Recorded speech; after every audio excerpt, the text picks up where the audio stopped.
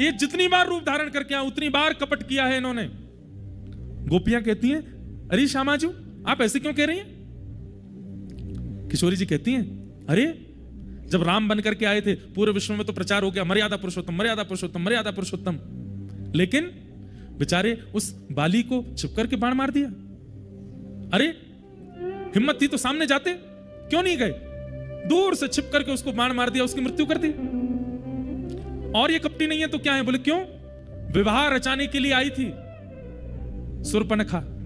अरे कोई अगर विवाह का प्रस्ताव लेकर के आया है, आप मना कर सकते हैं, आप हाथ पैर जोड़ सकते हैं, उठ के वहां से जा सकते हैं। नाक कान कौन काटता है? उसके नाक काट दिए, कान काट दिए। विवाह का प्रस्ताव लेकर के गई शूर्पणखा की स्त्रियमकृतक विरूपाम, उसको विरूपी कर दिया। और वामन बन के गए ये तुम्हारे कन्हैया। क्या बन के गए? बोले वामन, ना 53 ना 54, वामन बन के गए। छोटे से छोटे छोटे पैरों से चल करके गए। बोले कहां गए थे?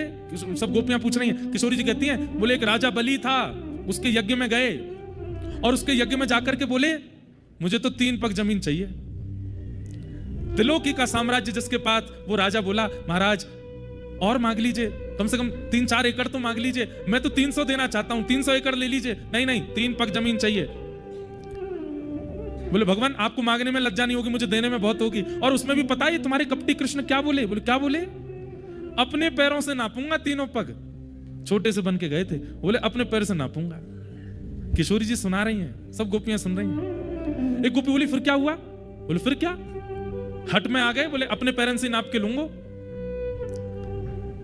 माखन चोर कन्हैया जितने बड़े ना, इतने बड़े थे वामन, वो गए, बोले अपने पैरन से। तो गोपियां बोले उनके पैर तो नेक नेक से। बोले आगे सुनो तो किया क्या?